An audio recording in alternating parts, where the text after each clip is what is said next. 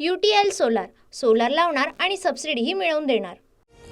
घरात फूट पाडू नका, मी चूक केली, गडचिरोलीत धर्मराव बाबा आत्राम यांच्या मुलीला सल्ला देताना अजित पवारांची कबुली। जी मुलगी बापाची झाली नाही ती तुमच्या पक्षाची कशी होणार, धर्मराव बाबा आत्रामांचा शरद पवारांना सवाल। भाग्यश्री आत्राम 11 किंवा 12 सप्टेंबरला पवार गटात प्रवेश करणार।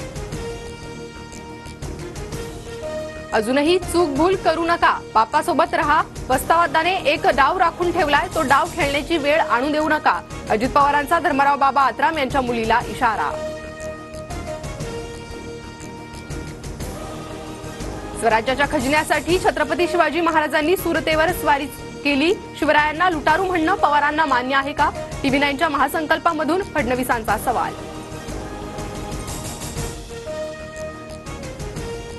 मागितलेली खंडणी न मिळाल्यानं शिवरायांनी सुरत लुटली, TV9च्या महासंकल्पमध्ये जयंत पाटलांचं वक्तव्य।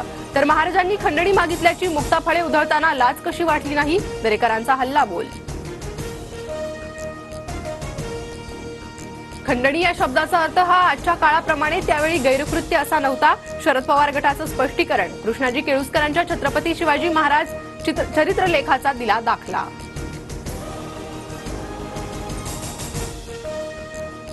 महायुती विधानसभेची निवडणूक मुख्यमंत्री शिंदेंच्याच नेतृत्वात लढणार, पण मुख्यमंत्रीपदाचा चेहरा निकालानंतर पार्लमेंटरी बोर्ड ठरवेल, TV9च्या कॉन्क्लेव्हमध्ये फडणवीसांचं वक्तव्य। मुख्यमंत्रीपदाच्या चेहऱ्यासाठी काही घाई नाही, मी टीम लीडर म्हणून काम करतो, फडणवीसांच्या विधानानंतर शिंदेंचं वक्तव्य। शरद पवारांच्या डोक्यात मुख्यमंत्रीपदासाठी उद्धव ठाकरेंचा चेहरा नाही, TV9 मराठीच्या महासंकल्पमध्ये फडणवीसांची टीका। तर भाजपा हायकमांडच्या मनातही फडणवीसांचं नाव नाही, आदित्य ठाकरेंचा पलटवार।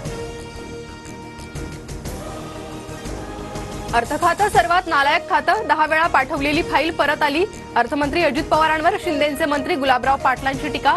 2.5 महिन्यात हे विघ्न दूर व्हावं म्हणत अजित पवारांवरून पुन्हा नाराजी।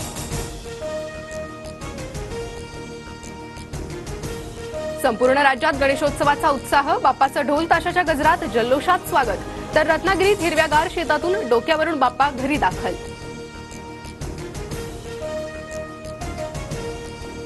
लालबागचा राजा आणि मुंबईच्या राजाला दर्शनासाठी पहाटेपासूनच भाविकांची गर्दी, चरणस्पर्श आणि मुखदर्शनासाठी रांगा। लालबागच्या राजाची प्राणप्रतिष्ठा, विधिवत पूजा संपन्न।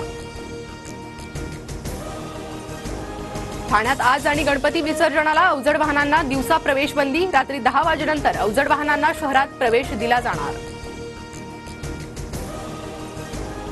महाराष्ट्र, गुजरात आणि पूर्व राजस्थानमध्ये आज मुसळधार पावसाचा अंदाज, दिल्लीतही दिवसभर पावसाची शक्यता।